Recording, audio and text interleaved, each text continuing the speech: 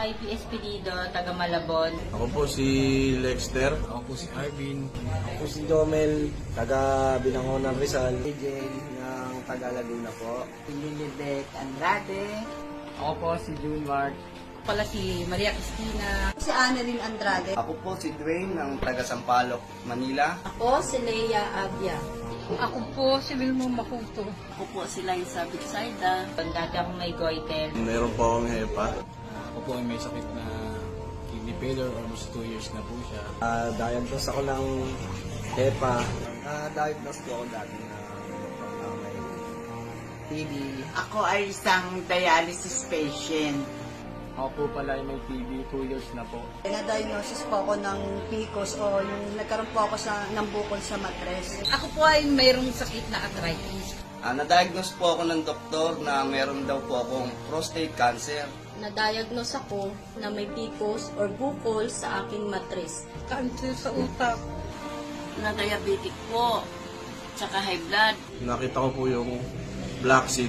Ayun po, nagkaroon ako ng medyo una, hindi po ako niniwala. Pero mga ilang days lang, halos may gana na po akong kumain. Nung nasubukan ko po yung black seed na sinasabi, na-recommenda sa akin ng kaibigan ko. Ngayon po, okay na ako. Nanumbalik na yung lakas ko. Pero buhat nung may nag-recommenda sa akin ng black seed, lumalakas na, nakakabalik na sa pagtatrabaho. May nagsabi sa akin na gamitin ko daw po yung black seed na gamot. Kung gumanda po yung naramdam ko. Pero nung uminom ako ng black seed, himala, lumakas ako. Hanggang isang araw natuklasan ko yung black seed. At unang inom ko pa lang, napansin ko talaga na parang guminhawa yung pakiramdam ko. Nag-repair yung kaibigan ko sa akin na gumamit daw ako ng black seed. Ayun naman po, maging okay naman po yung paaramdam ko. Ito na po ngayon, medyo tumataba-taba na po ng konti. Sinadjust ko sa kanya na, ano kayang magandang gamot?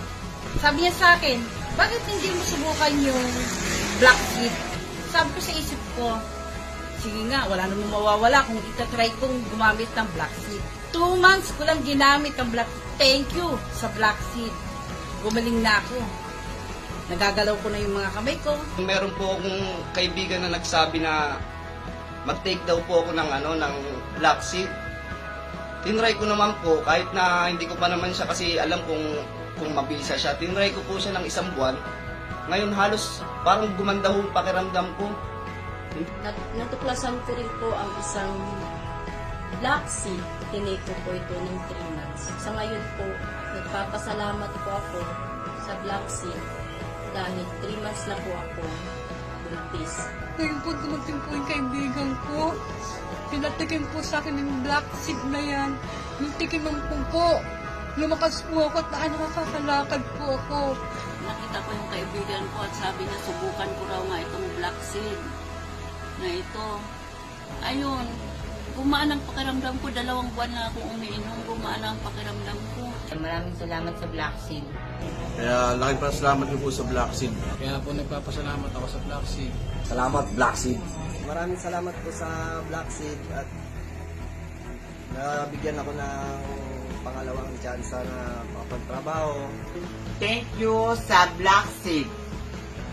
Dahil sa kanila ako ay lumakas. Ngayon, nakakapagtrabaho na ako bilang isang yaya. Kaya salamat sa black seed. Nakapagtrabaho na ako, nakatulong na ako sa pamilya ko. Kaya maraming salamat po sa black seed at pinagaling niya po ako. Masayang-masaya po kami mag-asawa dahil nagkaroon na po kami ng anak. Nagpapasalamat ako ng sobra sa black seed at ito po ay nirekomenda ko rin po sa karamihan na huwag matakot mag-take nito. Maganda po ang black seed. Marami po siyang benefit sa katawan.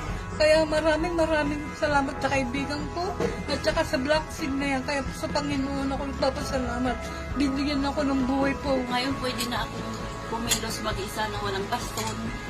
Kayang-kaya ko na tumayo mag-isa. Dati hindi ako talaga nakakalakad eh. Bumalik na yung dati kong lakas.